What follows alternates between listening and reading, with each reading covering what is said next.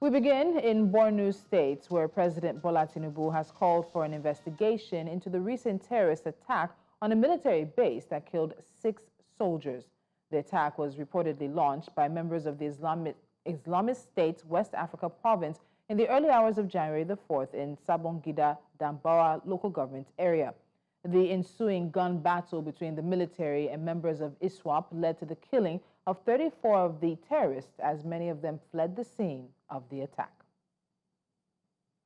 Meanwhile, the Inspector General of Police, Kayode Egbetokun, has ordered actions against attackers of the Nganzai Divisional Police Headquarters in Borno State. A Thursday attack by Boko Haram terrorists left 2 police officers dead and 1 other officer critically injured as the terrorists exchanged fire with police on duty at the station before they were eventually overpowered and repelled with the assistance of the Civilian Joint Task Force, who are stationed near the police station.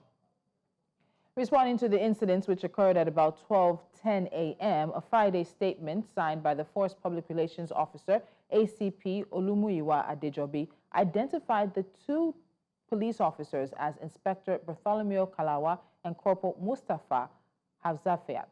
Adejobi said Egbetokun, after condemning the act, ordered an immediate and thorough crackdown on the perpetrators, saying that any cop killers will not go unpunished. The IGP also expressed deep condolences to the families of the deceased officers, affirming that their sacrifice in the line of duty would not be forgotten. We're now joined by News Central's Umaru Kirawa from Borno State to give more updates on this development. Umaru, good afternoon to you. Just quickly take us through what the community sentiment is at this moment. What's the general atmosphere in the community and what are the people saying? Yes, hello? I can hear you. Please go ahead. Okay, yes. It looks like something that is normal for the people of most of the communities because they have seen worse than this. So many things happened in the years of insurgency and so on and so forth. In fact, there is relative peace in most parts of the state. But this pocket of attacks by insurgents, the authorities are saying that it's part of activities to seek relevance, to show that they are still active. Although, yes, they are killing people, but mostly they are being killed. And so many of them continue to surrender, causing serious problems among the Boko Haram, the ISWAP fighters, and so on and so forth. But by and large, yes, they have attacked these communities, and people now go about their day-to-day activities because they have seen worse than this. I think one major thing that is driving this is the intention of the government to resettle back all communities. When the Chief of Army Staff was here to meet the governor during his first visit, they spoke with the governor with regard to issues of resettlement, and the governor was able to identify certain communities that the government want to resettle.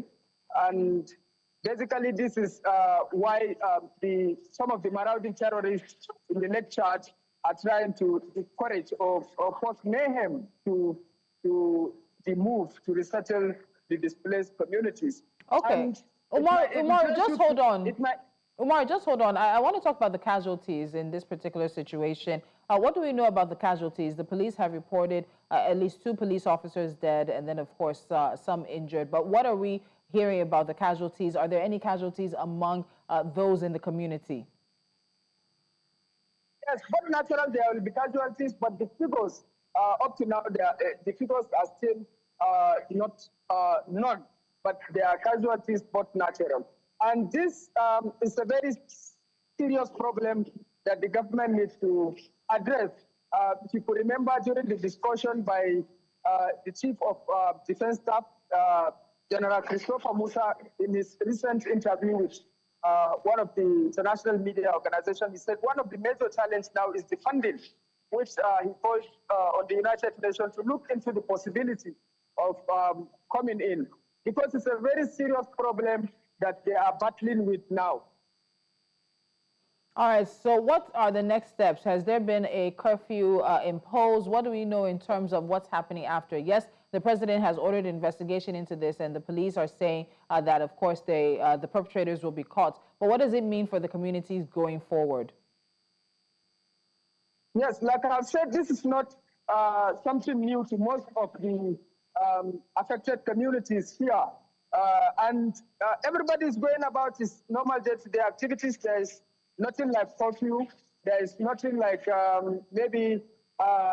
but all we know now is that the government has issued a statement with regard to sympathizing with communities and even the military forces and the police with regard to the unfortunate incident that has happened.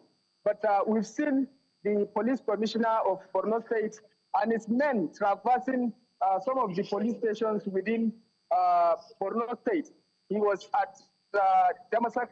He was at Denishek. He was at Nganzai, where the unfortunate incident happened. He was there with his men on assessment visit. And in fact, the commissioner recently said that they are willing to be present in all the 27 local government areas of the state towards ensuring the successful resettlement of displaced communities. I think that's one of the major issues that is happening now. All right, Umaru, Kirawa, thank you so much for joining us for the updates from Borno State. I know we'll be touching base with you throughout the day. Thank you so much.